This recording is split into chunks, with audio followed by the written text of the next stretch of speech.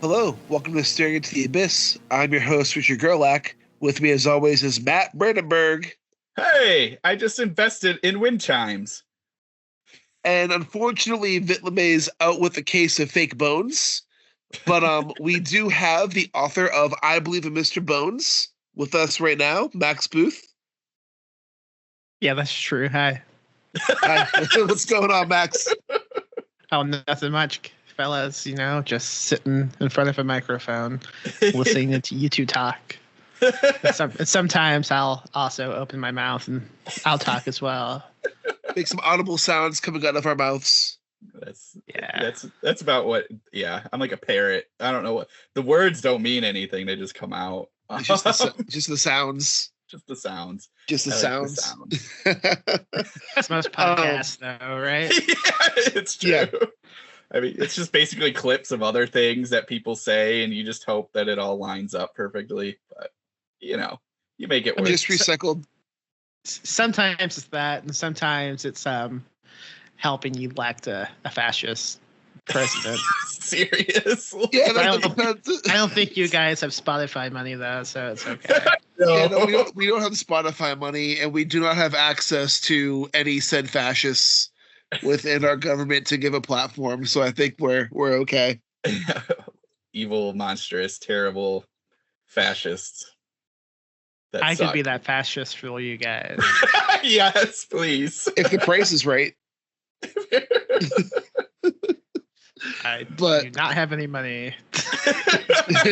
Well, neither do I. So we'll just we'll start like our own little like anarchist commune. I'll give you guys vegetables.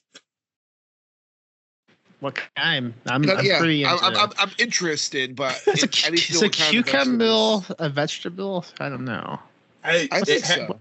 It has seeds, and isn't that? I actually have no idea because apples have seeds. So do grapes. Grapes have seeds too. Everything I have seed. I'm not a vegetable. You are a living, breathing vegetable, Max. I don't know what the rules are. There are no rules anymore. So maybe not vegetables, things that grow. I do have cucumbers, or I did. Do you like cucumbers? So that will be our barter system. Do you make do you make a good cucumber salad? I don't, because I don't like cucumber salad or cucumbers. Is a cucumber salad just like when you make a salad and cut cucumbers and add it to the salad, or is that just something different? I think it's what it is. I always thought cucumbers. Those two different definitions for like chicken salad too. Like yeah. I think it's the one that comes that has mayo. I always thought that was cucumber salad or sour cream. I don't know, some sort of white sauce. I have no comment. Yeah, I can't really add on to this. All right, so today's podcast, at least that's what my dad told me. Oh, okay. Matt, what do you think of vegetables? I mean, it has seeds, and it never mind. You know, sometimes life is funny. I just roll with it. We have seeds, Matt. Are we vegetables? I have nipples. Can you milk me? These are all things I was told by like family members, so I assume it's all right. Did you grow up in a cult? No. Are you sure? Did you grow up on a field?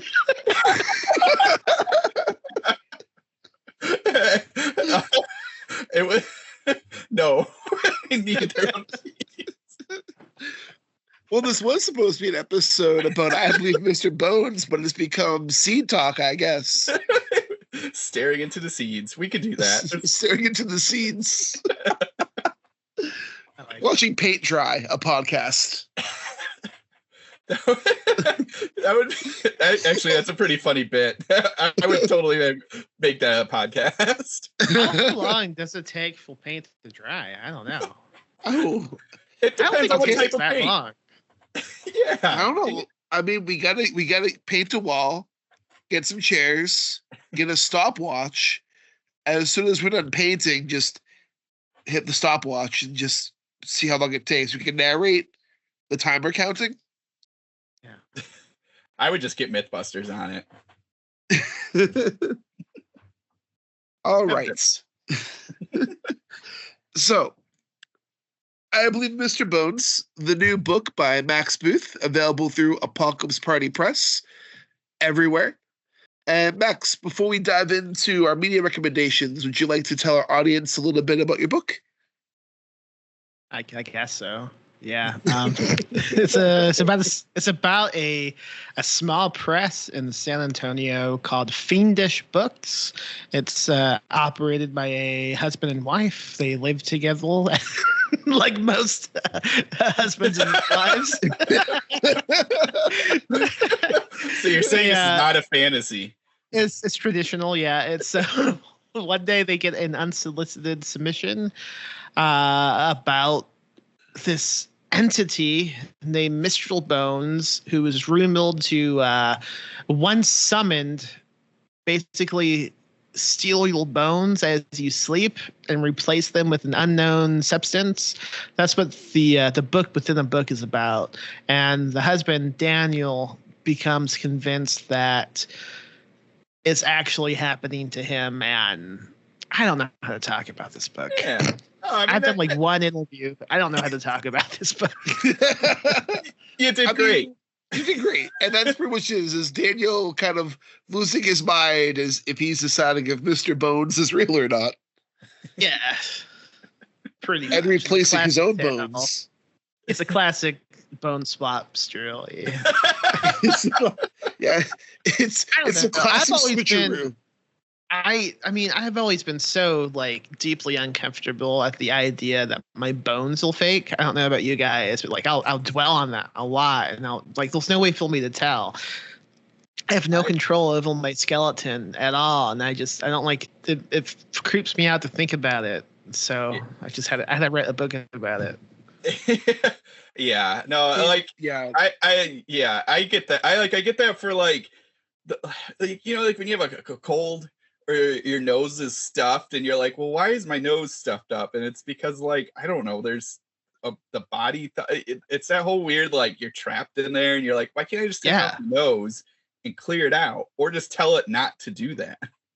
I think about that shit, like just moving my hand around. Like, how does it know to do that? Like, what type of black magic is involved right now that I can just like communicate with my bones to make them behave? And what would happen if they stop behaving?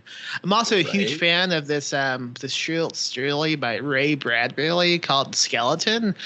And it's basically a similar premise where this guy just one day becomes like ultra conscious of the fact that he has a skeleton, and he just is completely distrilled by this idea that he has a skeleton inside him one day he's like, what if it wants to break loose? Like, what's controlling it?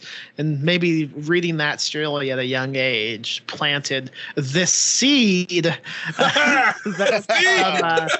the book. I don't know. Yes. Well, I think we're going to have a fun conversation talking about this book. We'll dive into it a bit deeper in a little bit. Let those seeds grow. Germinate. Germinate. Before we do that, we can go into some weekly media recommendations, either things we loved, things we hated, maybe have a good rant in us that you want to get out. I'll start. I won't spoil, as I'm prone to do sometimes, but I saw the movie Heretic on Friday night. Yes. How great is Hugh Grant? Hugh Grant is 10 out of 10. Hugh Grant fucking eats this roll up, and it is so good. I love, like I wonder if he wanted to do this, or if somebody was just like, hey man, you should do this. Like, because it's not his typical thing, though. I guess I don't know. Like, I know that Hugh Grant hasn't been doing typical roles in the last few years. He was like an Oompa Loompa in that Willy Wonka prequel. I was just thinking he was an Oompa Loompa in the new fucking Willy Wonka movie. He was the villain in the Dungeons and Dragons movie, which was actually really good. Yeah. He was also in Paddington. No, he was just he's just this slime ball type Weasley character. Know about Dungeons and Dragons. He was a dungeon. He was a dungeon.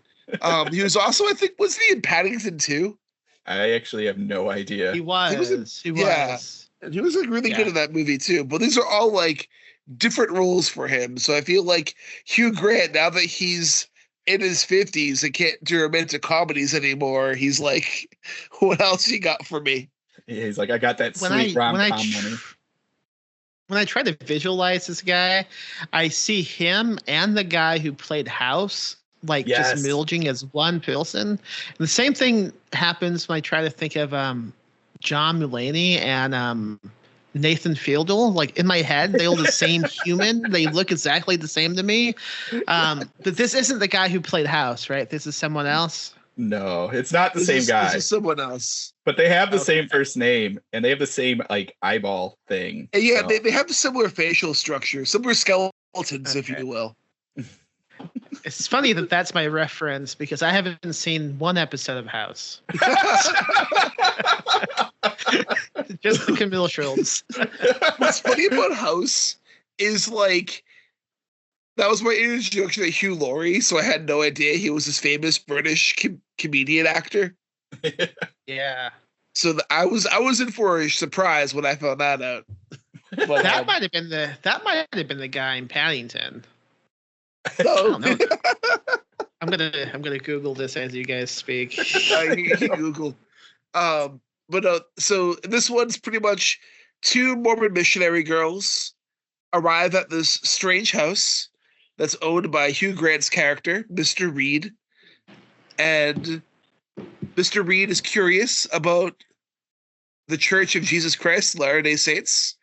And shortly after talking to him, the two girls realize that they're trapped inside, and he has some plans for them that are going to test their belief in God and religion. Nice. So now, do they? All right. I don't know if they cover this. Like, did he build this house for them, or is this house just like? Because I've seen the commercials, and there's all these like switches and weird basement. Like, does he just always have this house? Okay, so I mean, they don't fully answer the question, and I don't really want to spoil, but I will say that this house isn't just for them. Okay. And I'll also say is he isn't fully planning to kill them, like the trailer kind of says. It's more of a theological type of thing he's doing with them. Nice. Like he wants to like have them question their faith or have them like break down religion. And this whole thing is he's trying to like find the one true religion, get people to admit what the one true religion is. Gotcha.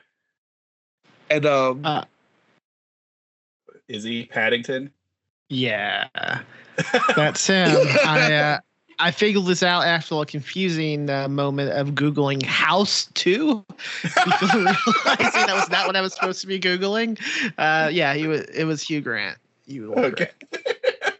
House 2. But very different movie. The movie's a very like claustrophobic movie too, where literally there are 4 actors pretty much in the entire movie. Nice. Oh, that's cool. I believe 3 share screen time, and that's Hugh Grant, Sophie Thatcher, and I forget the other actress's name. But all the actresses are great, and the movie's like, despite it pretty much just being dialogue for the majority of it, it is incredibly tense, and the tension's handled very well. Nice. I like it. I do want to see it, so that's good to know. And there's a funny bit that involves the Monopoly board game that I think you'll appreciate a lot, Matt. Does Matt love Monopoly? No, but it's a really funny bit. Does he love capitalism? I just like the old Moneybags guy. I don't know what his name is. Mr. Monopoly. Mr. Moneybags. Is that his name? Yeah. Oh, I see. That's how I just love it. Did you know originally Monopoly was? Did you know the Monopoly was originally called a landlord's game? Oh, it makes sense. And it was actually supposed to be a satire on capitalism and teach Georgist economics. And then Milton Bradley, I think, bought the rights to it and made it Monopoly. Gave it a crazy name that nobody knew what it meant. And made it like super capitalistic. People knew what that meant. People know what Monopoly means. Maybe not in the film you grew up on, but it's a common build. But did you know the name because of the board game or because like? Let's not get into facts. Let's not get into, let's just move on. I mean, I first heard the name because of the board game. I'll admit that. Yeah, same. I mean, same with candy. I didn't know what candy was until I played Candyland. Oh man, Candyland opened my mind to a whole new world of diabetes. Let me tell you. I was like, what the fuck land is this? Why are these kids here?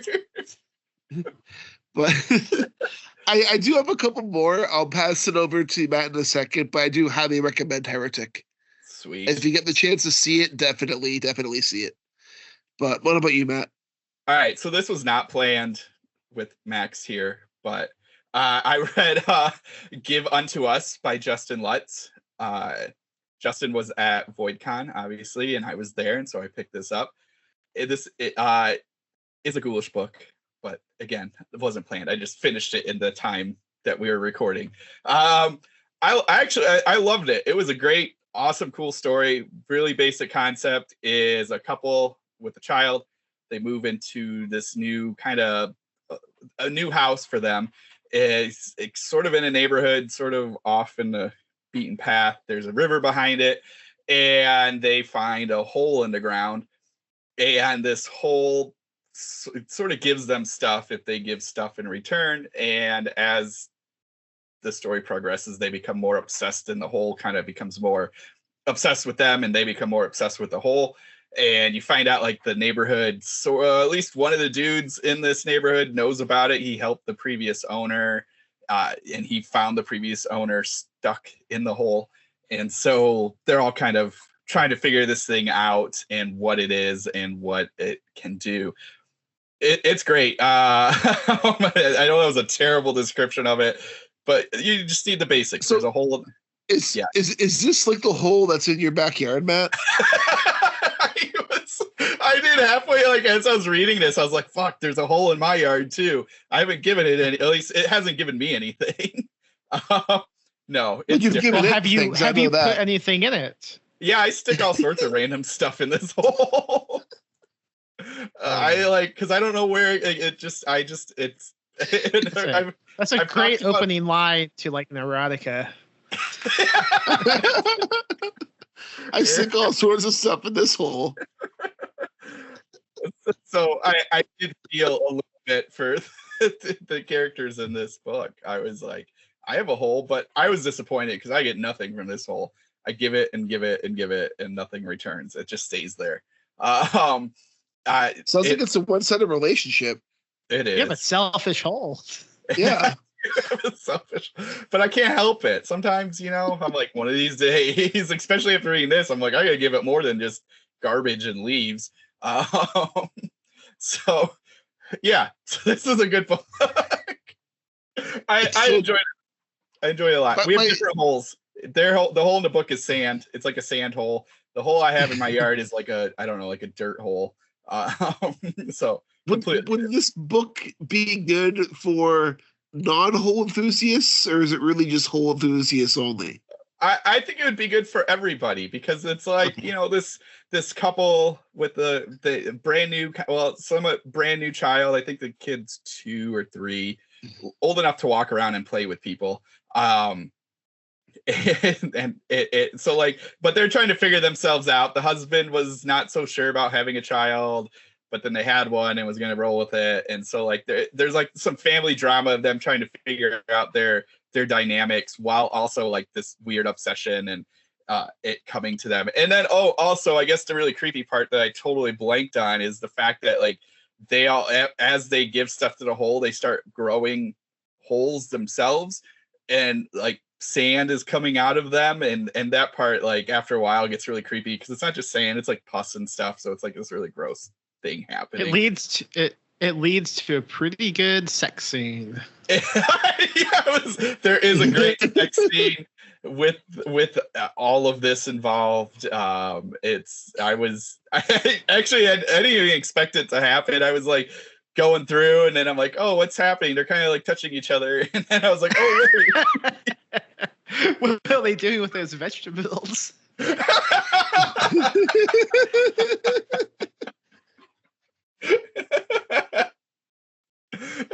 I learned a lot about myself from this book. So anyway, it's great. You should definitely check it out. I feel like it's fairly recent. I actually don't remember when it came out. I think it came out in June, if I'm remembering correctly, just a few months ago. Yeah, it's at least 2024, so that helps. Yeah. But it's great. It sounds like a good book. Yeah, it's actually really awesome. I know I'm describing it wacky, but I just devoured it. Justin's a great writer. I've read a couple stuff from him now, and he's got such a cool prose and style, and he's has this kind of like punk edge to it. So there's a little bit of an edge to everything, and the characters in there, and like you can totally relate to that, especially if you're kind of like, you were used to more of a punk rock lifestyle, and then you have like a kid, you're kind of like, well, how much has my life changed? And that this book covers a bit of that too, and just how those dynamics kind of work. So there is whole stuff in there, but there's other stuff too. I definitely recommend checking it out. Perfect. And Max, what about you? Yeah, so I forgot you guys did this, so I'm not like prepped, but just going off the top of my head, I recently read a play by Annie Bakel called The Flick, and that was pretty good. It's about these three people who are employed at a movie theater, like a dying movie theater.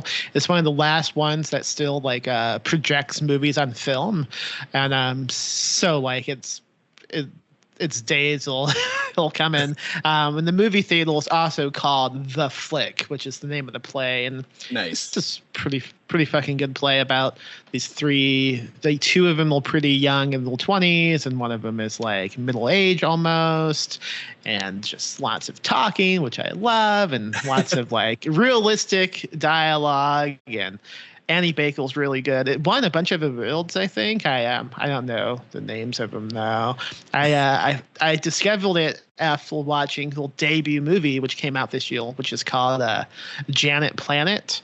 Also a great movie about this mom and little kid just like growing up, and the oddballs that like enter and exit their lives. The movie was kind of like to me, it was kind of like a Daniel Klaus comic book adaptation. Oh, nice. It was like that type of like surrealism, and yeah, it was good. That's awesome. So I recommend Janet Planet and The Flick. Perfect. My only really other thing this week, and this is just more just what I've been reading, is I finished up for the podcast, I believe, Mr. Bones, which you're going to get to soon. And nice. Then I was going to boot up my Kindle real quick.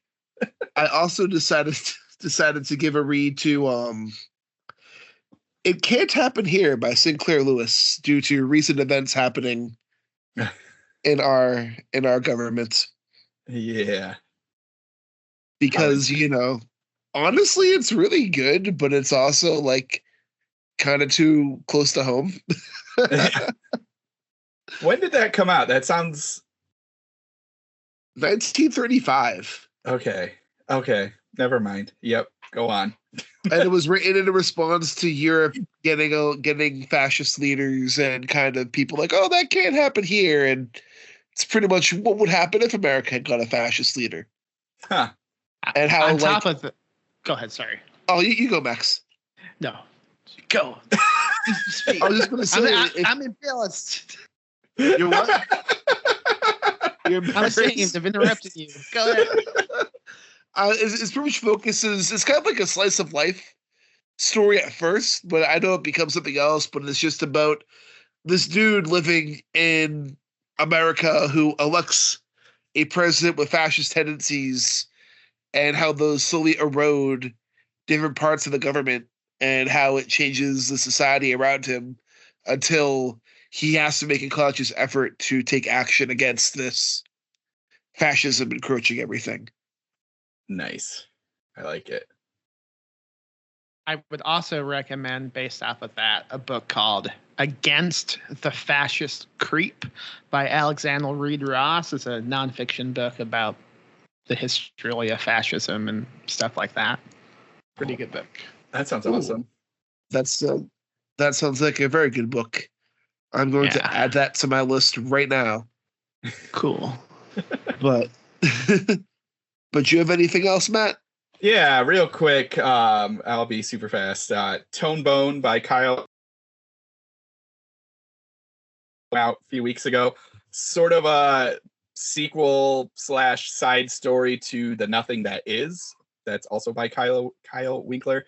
There are some characters that sort of intersect in these stories, and there's a scene or two from The Nothing That Is that's also kind of replayed from a different point of view in this, but you don't need to read either of them in a certain order to appreciate the story, which is about a biker chick who just kind of her life, and she's part of a group called the Fuck Offs for a while, and there's a lot of Nazi killing in this, which is always a fun time.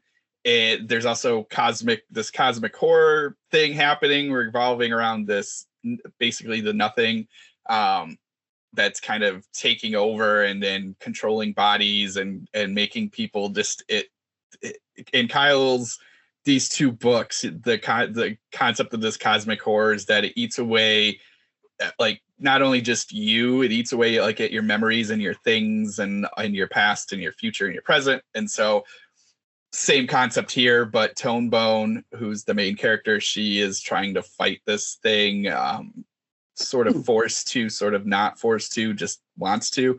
She's very just like against everything, and she doesn't really buy into what this means. So anyway, it's super sweet. It's a big biker book, and so there's just all that kind of grindhousiness, but there's some really cool cosmic horror stuff layered in that's a little different than our usual cosmic horror.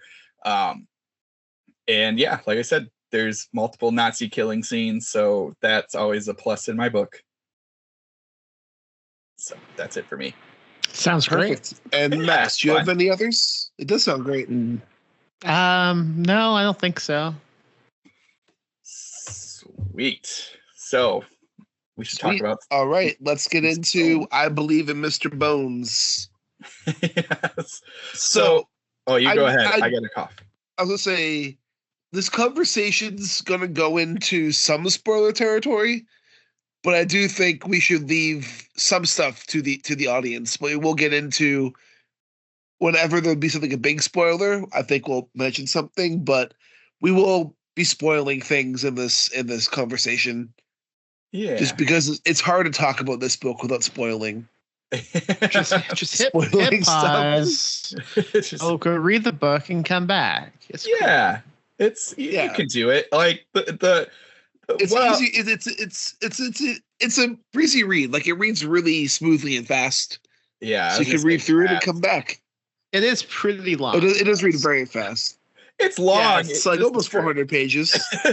But like it didn't feel that way. Like I think I kind of like forgot that you were coming on the show, and so I was just reading it to read it, and like I just like burned through it, so which was great. I was like, this is because I just kept wanting to read it, and I think that because it for listeners, there's kind of the combo of this story, and then it's kind of this fun, maybe not fun is the right word, but it's a interesting look into the not only the indie horror scene, but just running a publisher. I mean, I'm assuming, Max, a lot of regardless of the stuff you also talk about, but I'm assuming running Fiendish books is very similar to running Ghoulish books. Pretty much, although I definitely try to make what they do a little bit shittier than what we do, just because it seemed more entertaining. Like like for one thing, they don't have separate bank accounts. They just all use one account, which I think it's super unprofessional that we don't do that. So a lot of it is based on like stuff we do with Ghoulish books, but with that knowledge, making it slightly less professional sounding, just because it's funny all that way to me. Well, and I think also like not only that, but what I was like, what you can kind of see too is I don't know, it's like a good look in being like, okay, maybe these are things you shouldn't do, as in running your publisher through one family account. Yeah, just like that. One of my original intentions was to make it almost like half a how to run a small press book. And if I had stuck with that, it would have been like probably 700 pages long. But I ended up just abandoning a lot of ideas that would have been mostly craft talk. But that was kind of what I was going for in the beginning. Yeah. Yeah, which like definitely comes through. So like that, and like you can see that as you're reading it. You're like, okay, like you said, obviously it would probably be much longer to go more detail, but there's enough in there to be like, okay, I'm not saying I'm going to run a publishing company, but like if somebody wanted to, they could say, okay, like maybe I need to do it this way or be prepared for this. I recall at one point mentioning when I was beginning writing it, it's going to be like Moby Dick, but with publishing. And the person I said that to was like, that sounds awful. And they will correct. that would be something. But so is Daniel our Ishmael then? I haven't read Moby Dick. I don't know what it is. We'll just that works. So but like so anyway, for listeners, that you know, like there's a lot of that in there, but I also kind of love this idea of a little bit of like a story within a story. You know, did you kind of, so again, for listeners, you got the story about the publisher, but then you kind of like, not you get really chapters, but you get ideas of what this manuscript is. Did you kind of always wanted to do it like that kind of way, or were you maybe thinking of like, I'm just going to write about Mr. Bones, and then, because like both are fascinating. So I always knew it was going to be written the way it is, but I did want, for the longest time, to, like as a side note, write the entire novella that he's obsessed with and have like excerpts of it throughout the book. But I ran into that issue that I think a lot of movies and books run into when like they discover something that is so evil it corrupts everything they know. Feel like obviously anyone reading my book is then going to read that, and it's not going to have that same effect on them. I don't think there's any way to make a book read evil like how the book within the book in my book is. So it just seemed easier to talk about someone else reading it instead of actually including the text that he was reading, because it's the same thing to me with like most like unexplained mysteries. Like once you actually find out like the answer to something, it's usually pretty disappointing. But like if you can just speculate instead on what it could be, I think that is more like, I don't know, like spooky. Yeah. Yeah. Well, and it's kind of crazy now that you mentioned it, because you kind of, as the reader, kind of build that story in your head. And I'm thinking that now, or I was like, oh wait, there really wasn't anything. So my question was kind of silly, because like I built it in my head, these ideas and these images or times of when Mr. Bones was like spotted. And so like that makes more sense. I think the only true like copy paste job from the fictional book is the opening sentence, which I use throughout the book. The I believe in Mr. Bones, and by the end of this book, so will you. But beyond that, we don't really see anything else straight from that book. It's just like Daniel reading it and kind of summarizing it in his own head to the riddle. Yeah. Which I think, and I like that. I thought that was cool. So did you actually write it? Did you write, or just that line? I tried a few times and I kept failing for the reasons I was just talking about. It didn't sound good to me. Anything I would come up with, it just didn't have the right vibe I was going for. Gotcha. I think what makes this work too is like Daniel struggling to explain why like the book bothers him so much. Yeah. Because it's like when it's like here places the bones with fake bones, and the wife is like, "What?" Eileen's like, "What's fake bones?" Like, I don't know, fake bones. Like, what's funny is I never like at a single point thought about what the fake substance could be. It just seemed spooky to me that it was just not bones. And whenever I told somebody like the basic pitch of this book, they always had the same question of like, what's the substance? And I would think like, I don't know. Why does that matter? Because I think what makes it work too is it makes a character feel more unhinged, that like they can't explain it, which makes it seem like there's something going wrong with this character mentally speaking, when other stuff in the book is happening as well, where like it does this whole, is he just having a mental breakdown? Is Daniel like really being haunted by Mr. Bones? Like, what's going on? Yeah. Yeah. Which I think really makes it work. But thank you. Yeah. I think that like I like that I liked it throughout, and especially once where we kind of get to the end and everything like that, because you, especially with the tie-in to everything that's going on with Fiendish at that time, it does play that way. And like I did sort of sit there and think like, is this fake? But I don't know, like in my head I always just assumed, but then I was like, well, I could see this just being all in Daniel's head. So I like that play, at least in my mind, of what that was doing. I think that was really cool. Kind of set me off edge the whole way through. Yeah, I definitely think there's spoiler, I guess. There's a path for the book could have just been like this psychological thing, with someone going insane, and that was it. But it's way more fun to embrace the odd stuff, I think. Yeah, I agree. You kind of like, it's always what I always want, and I always get so disappointed in movies. And I don't know, we were just talking about something or some movie I just watched where they did that, and I was like, dang it, I just actually make that the real thing instead of, oh, they were just imagining it. Like, that's boring. It feels like it's a dick tease. It's just a commit to the bit. I am bought on this premise, and the fact that this premise was a lie has made me angry. commit to the bit. With Bones, I don't think it was I think it comes out this way, but when I was writing it, it wasn't quite my intention to make the reader like wonder, like, okay, is this actually happening, or is he insane?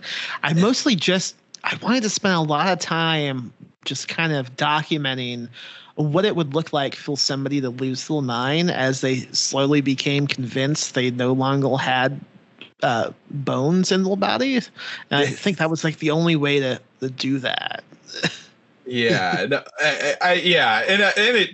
definitely.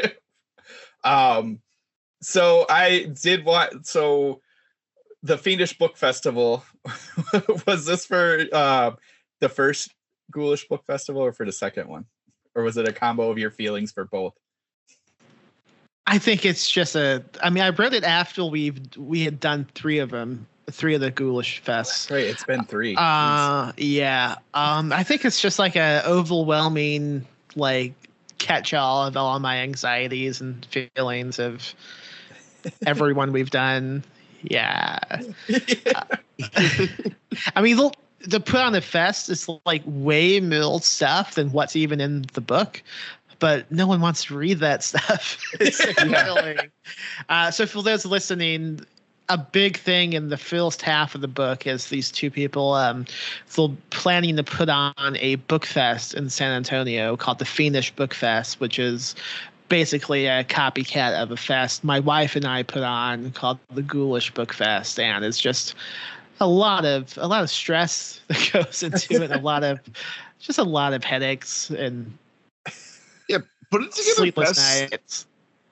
Put together fest is stressful. Like I look like I go to Necronomicon every other year and I just look around and I'm like, man, to put this together is fucking anxiety inducing.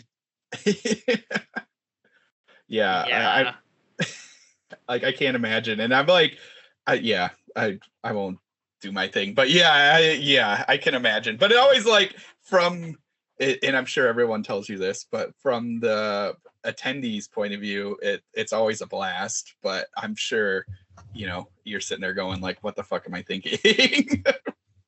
We always regret it for a while. Usually, right now I'm pretty excited we do it, but after the new year begins, I'll probably be in a state of why the fuck did we do this? Why the fuck did we do this? Until like the day after we wrap up, and then I'll be like, okay, let's do it again. It happens every year, it seems. Oh yeah, I always love it, but I can't even imagine. But I assume it's not. I'm assuming it's a ton of work. So I mean, maybe it's fine, but also I'm just someone who gets easily stressed, and I have a lot of anxiety anyway. Like even if I'm not doing anything, so just to throw myself into that as well is like, why? Don't do that. So a masochist, Max. Maybe I.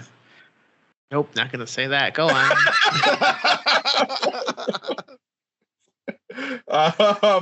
So I will.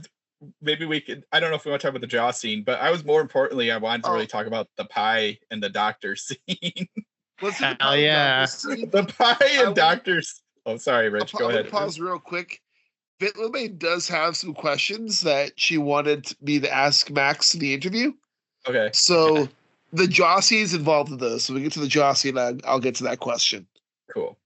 So, so Pie and the doctor, just that scene like cracked me up, but is also very uncomfortable at the same time. This for listeners, Max or Daniel finally. His name is Daniel. I don't know. People, Daniel and I convinces Eileen, and they go to this like kind of free doctor on a Sunday to check out because Daniel his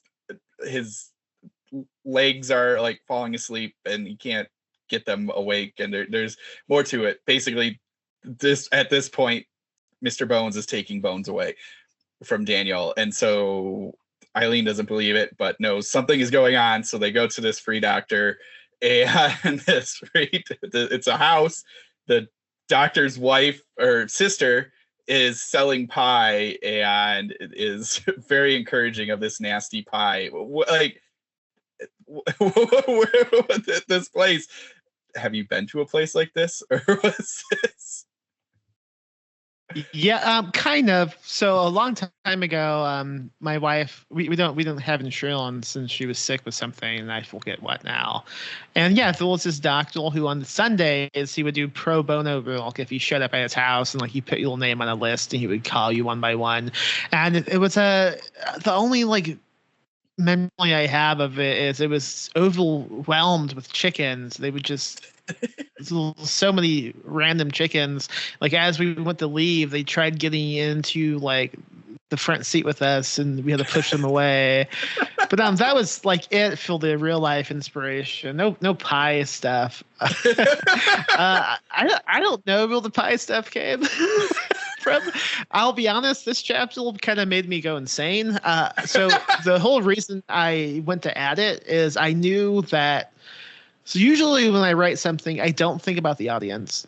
But in this specific instance, I was thinking that by now the audience might be thinking, why the hell have they not tried to do any type of like like a doctoral? Why have they not seeked any medical assistance with all this stuff going on? And so I wanted to write something of them trying to do that.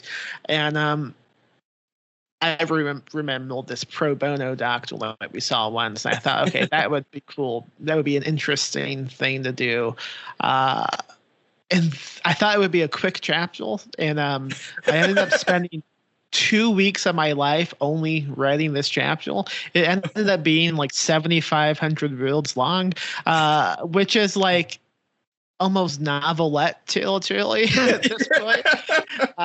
Like I would be talking to a friend and like it would be like a week into it and I would go, hey, I'm still just writing this fucking fruit pie chapter because really quickly fruit pies became a thing in the chapter. So like, as you said, his sister has this fruit pie business and the whole thing is the doctor is like trying to promote this business with his patients.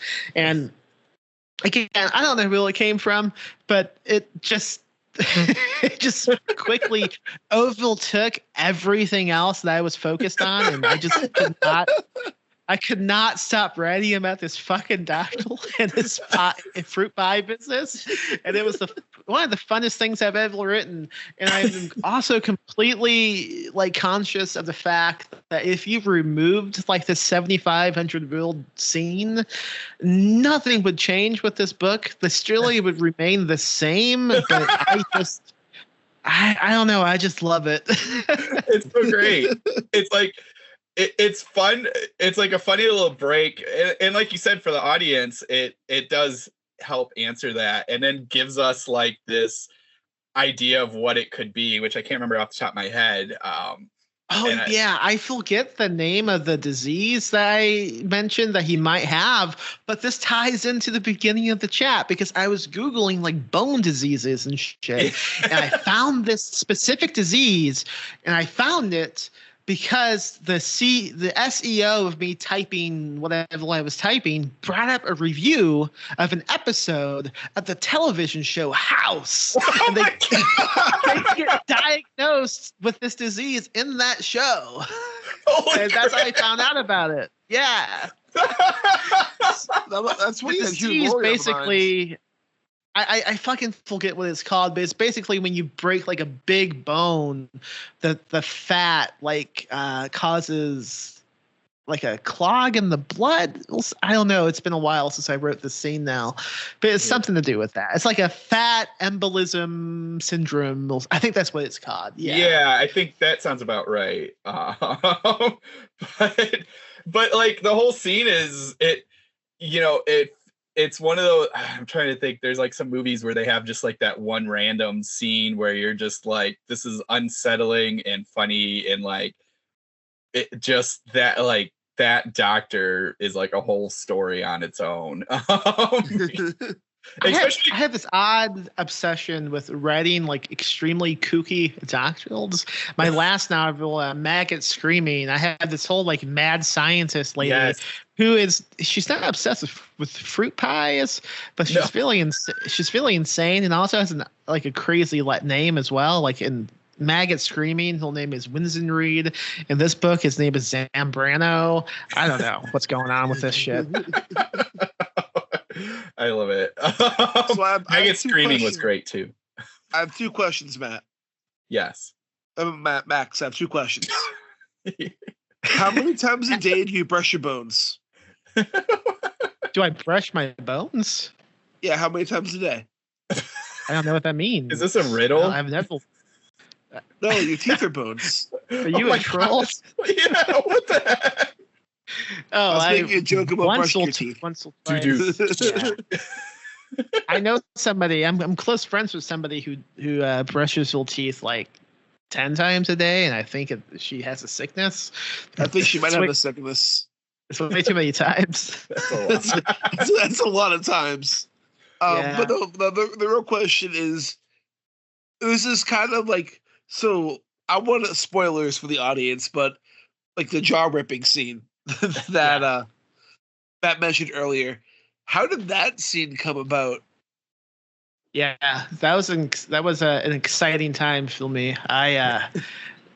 I knew I wanted Daniel to witness someone else rip something off his body, like dramatically.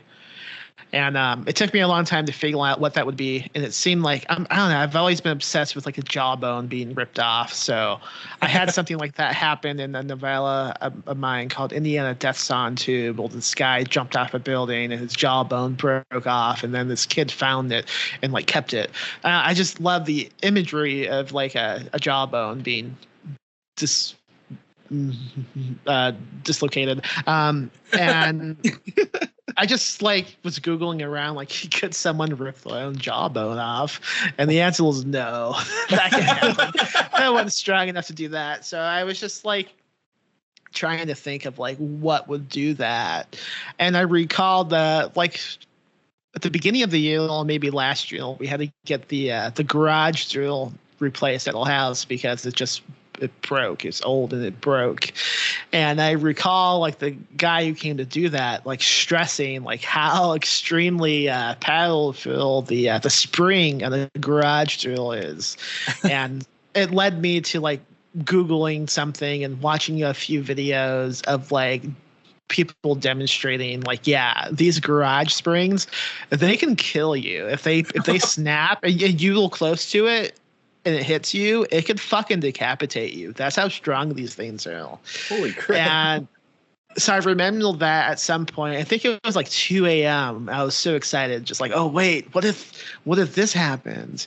And so I looked up a few more videos of like what a garage drill spring would look like as it exploded. And it just, I don't know, it just clicked in my head that he could tie some type of rope to it and hook it to his jaw and just slowly have this fucking spring snap his jaw off. I will say, as a reader, the tension in that scene was really well done.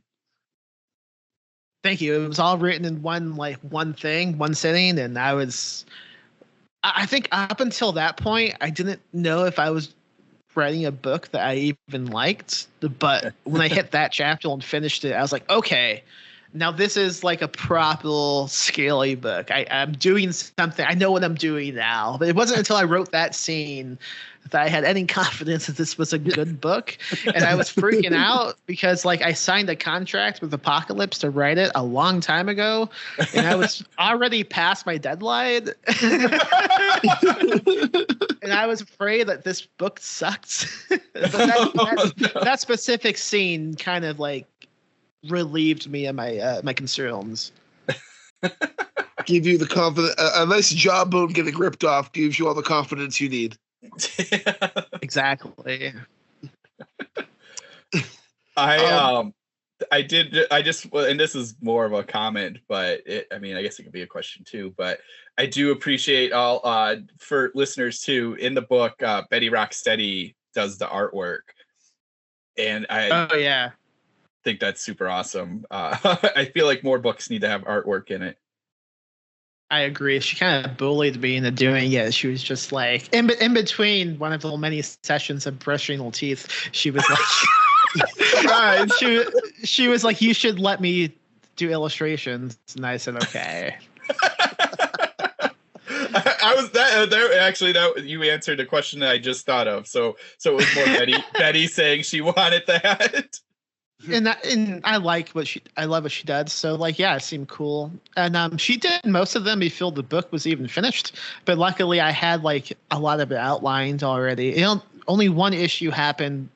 Well, she did the illustration before I got to like a scene, and I had to like rethink how I did the scene. And this is a massive spoiler, but when Eileen is digging up the body of Daniel, I didn't anticipate like how much of a pain in the ass it is to grave dig.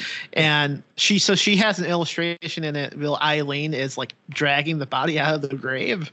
And I kind of realized while writing the scene, like, that's not going to happen. That can't physically happen. So I just had like Eileen like daydreaming that's what happened, so it would make sense for the illustration. That's funny. Yeah, no, it's that like I was thinking that too, and I think you captured the grave digging, again, spoiler scene, really well. And like, again, that's not as it's not as I don't want to say, it's a different tension than the garage door jaw scene, but there still is that like really good tension. Is Eileen gonna get this done before her son's out, and she's exhausted and tired, and that's the same thing. But you know, like this, just dealing with what happened and what she's doing. So it's another one where I was like, oh man, is she gonna make it through? Like, is she gonna break through and get this? So it was a great scene. I did have an idea for the longest time, but I just abandoned it, that she was going to realize she was at the wrong grave like, at the end. But that would have been a way long little chapter. That would have been really funny. But I think if Daniel was the one digging it, that's what would have happened. But Eileen's a bit less of a doofus. So, and again, spoilers, but like, I won't get too much into it. But did you, because I really like the switch. It's about halfway through perspective switch and this kind of aftermath. I thought that was like a really cool way to kind of like handle this, and then also kind of give us, again, a different viewpoint on what's happening and a different take on what Mr. Bones is doing. Like, anyway, I just liked it. I don't know if I really had a question. I just thought that was like a really cool way to do it, and then kind of show us somebody like determined, and like you definitely feel for Eileen throughout all of this. That's good. Thank you. I think, well, I know for the longest time the second half of the book was not planned at all. So I intended on ending the book with Daniel removing all of his skin in like a fit of madness, and it was just going to end with this ambiguous, like, what the fuck happened, Phil? But it wasn't sitting right with me, and I eventually just thought, well, I could still end this. I could make a new section and just do what I ended up doing, and that was extremely exciting because I've always wanted to do what I call a Code Veronica, and I don't know if you guys have played a Resident Evil Code Veronica, but like halfway through that game, like you kind of go, the screen goes black and you think the game's over, and no, you're fucking wrong. Now you're just playing the game through someone else's point of view for like a really long time.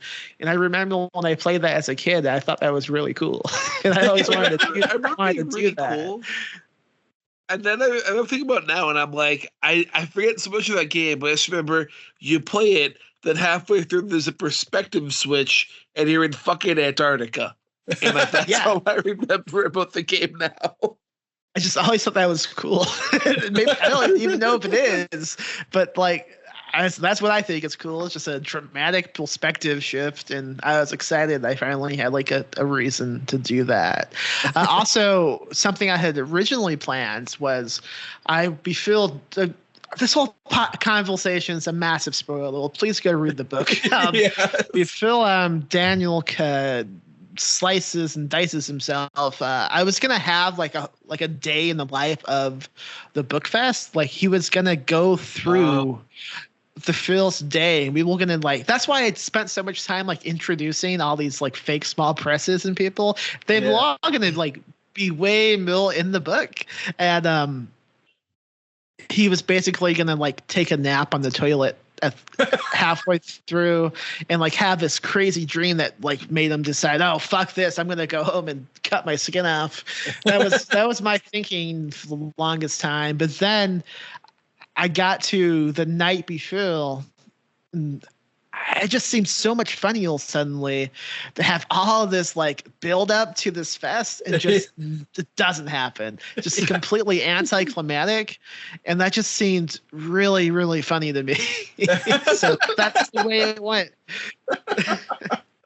Well, and I like it. I like that a lot, because it was just like, oh, this is it added to the stress of everything going on. But I also like just that I mean, like, you can't control what happens, and things happen, and just the idea of all those people there, and they're like, what do we do? Yeah, like, what would you guys do if like you came to the Ghoulish Fest and like the day before, like cut my skin off. I know. That doesn't happen now. I was trying to think that. I was like, man, that's like 3 days of wandering around. I mean, like, I'm assuming loss in money alone would be awful. Yeah. I'd just be at the hotel a lot. Yeah, that was it was definitely like, I definitely kept thinking about, and like it was nice being there for anyone who's read the book and has been at Ghoulish Book Festival. Like, you do a pretty good job of covering that area. Like, I could see the little garage hanging out in behind the garage, like behind the building. Yeah. I was like, I think I even say it's on the same street. yeah, you definitely call the hotel out. And I was like, oh yeah, definitely know that place. Oh yeah, that's right, I do. And it's funny because, like, well, no one else will care about this, but I was like thinking about that because there is that hotel right next to the building, and then there's the hotel across the street that we all stay at, and you comment on that, and I was like, oh, okay, that makes sense. I like the hotel we're at, but I do always walk past that when I go get coffee, and I'm like, oh, I wonder what this place is. Yeah, they completely refuse to even consider doing like a convention discount. That's so crazy. Oh well. Yeah, their loss. I mean, I'm sure they see all of us there, and it's like, duh. But anyway, I mean, it's money for the hotel. Why do they not give the convention discount? Well, we haven't contacted them beyond the first time we did it, and they didn't want to take a risk on like a convention that hasn't been established yet. It's like they didn't think we would be able to sell the rooms, basically. Yeah. Well, I'm sure they're kicking themselves in the teeth right now. In the bones. In the bones. The bone teeth. Villame had another question, and one of the other questions is, do you envision this becoming a movie adaptation? Like, we need to do something. I mean, that's always the hope. I'm in the process of outlining what a movie screenplay might look like. But yeah, I mean, I'm gonna try. I'm not optimistic. Things have not been kind to me at Movie Land since the strike. That sucks. That does suck. Especially because I don't know. I thought the We Need to Do Something movie was really good too. I think so. Like, I thought it came out great. I really like that movie. On Disney Plus. It's on. Is it? I didn't know that. I think it's on Hulu. Hulu, and they're all like. Yeah, it's on. It's just been combined. It's on Disney Plus now. You can go on Disney Plus and just look up We Need to Do Something, and it pops right up. So. Yeah, at least that movie led to the director getting hired by Hulu to make middle movies. So the person who came up with the idea. So that's great. Just magical. Well, it's always the director that gets the credit, except for the writers. Yeah, that is really true.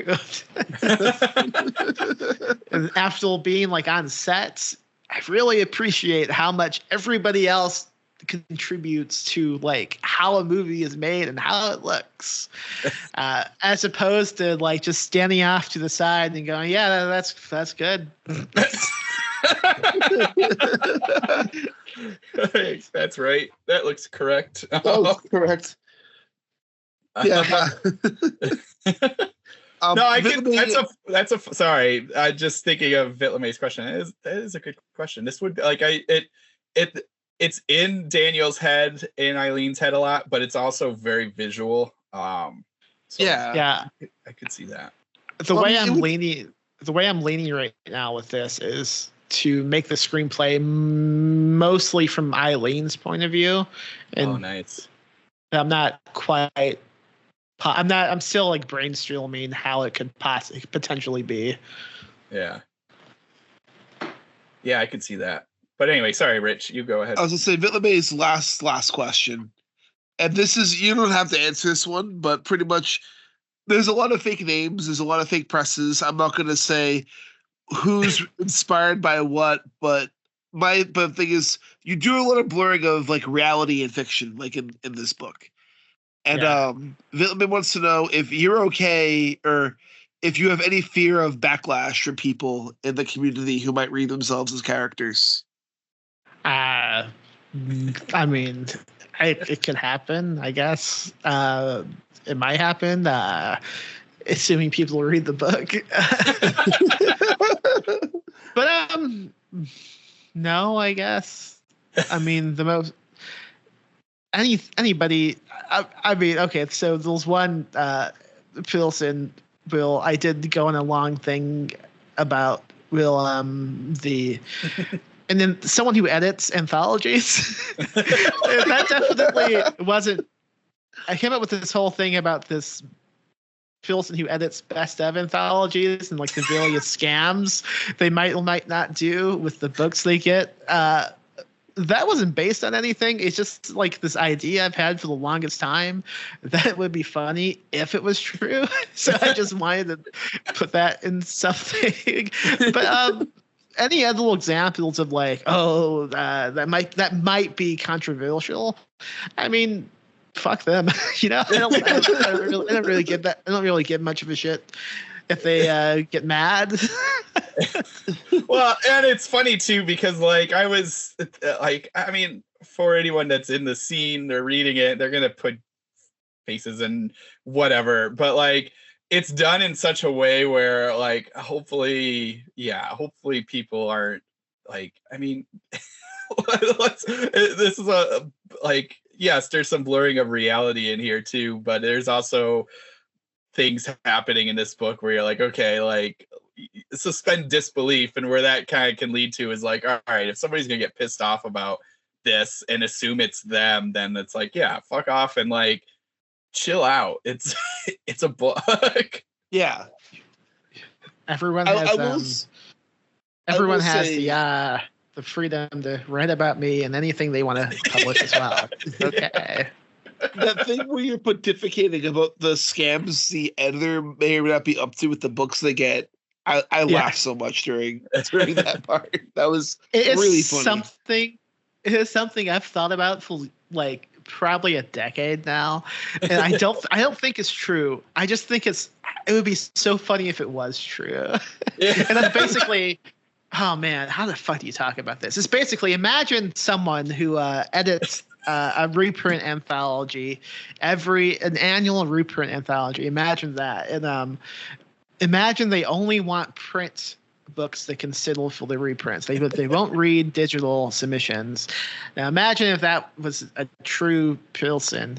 Now imagine they lived next to a half price books. And the only reason they do this is to sell those books used for like $2 a copy. It's just so funny to me. So they're fleecing everybody for free books and then just going to half price books and making like $100 to visit and then just leaving. Yeah. It's like, oh, this is my grocery money for the month. It's such a funny scam. I hope someone does that. What I'll say, and this is like super dorky moment, but like that, there's a book about the Clash, and they did that exactly what you're talking about. They would get all the free records from the record like label that they were tied to, and then they would go to a used record store and sell all of them. So there is precedent. It might actually happen. I hope so. Did you see the Clash did this? Yeah, I'm not surprised, honestly. Yeah, they would get as much as they could and then sold them. So, you know, like potential people, there you go. Ironically, I also have a huge section in my book about the Clash. See, we're tying it all together. We know what's what. Putting the punk in punk rock.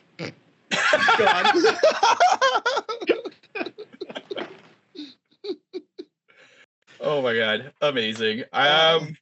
So people should read this. I agree. I think honestly, this is one of my favorite releases of the year for genre fiction. Like, it was just a blast to read. Like, It took me a bit longer than I wanted to finish it, just because I decided to read this close to 400-page book while I also had to grade essays and finalize my semester grades. But Matt knows all about that. Every time I read this book, I couldn't fucking put it down. I do, my secret duck teacher life. Also, major shout outs to our Discord group in this book, so people should read it. I forgot about the Discord stuff until you began pointing it out. But yeah, there's a whole paragraph about the toilet channel, I think. Yeah, there was the toilet and the duck. I was very proud the duck channel made it too. Yeah. We have fun. But no, seriously, if you made it this far without buying the book or reading the book, why did you listen past a spoiler warning? You should go to Amazon and buy the book now. We barely go to Max's website and buy the book now. Don't go to Amazon. Go to any other place and buy it. Yeah. Contact your local small press. Local bookshop. Go to Ghoulish. Go to Ghoulish Books' website and buy it directly from Max booth themselves. Yeah, they'll sign it. Did you get a stamp thing for this? I do. I bought. So do you guys know what Buc-ee's is? Yeah, it's like a huge gap. Yeah. So for Halloween, they sold the skeleton stamp set, so I bought that. So I've been doing bone stamps and all the books that people bought through my website. Then you get a custom bone stamp if you buy it directly from Max themselves. Yeah. And do you have any last words for listeners, Max? Bones will fake. Bones are fake. All right. And where can listeners get in touch with you? Oh, please don't. So leave Max alone. Matt, where can listeners get in touch with you? Oh man, this week has been crazy with where people can get a hold of me. I guess I'm on Blue Sky a lot more now. It's my name. I'm on Twitter until whatever, I don't know. The Brandenburg DM for both of those, I think. And then my website, which will hopefully always exist, and that's matt-brandenburg.com. Perfect. And you can, same with Matt, I might be transitioning Twitter or X Abyss stuff over to Blue Sky and Threads, because I kind of want to get off a platform that helped a fascist gain presidency in this country. And I kind of want nothing to do with it anymore. And X. Facebook helps. Facebook is just, I barely helped last time. Yeah, Facebook did help last time. But no, with Musk and X and all that stuff, I don't want any part of it anymore. But you guys not a fan of Elon Musk? Gave it away. I wish I had done that at a time.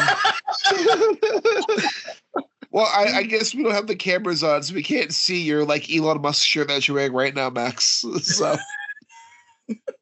yeah, it says I don't know. I love killing people. I don't know what he does.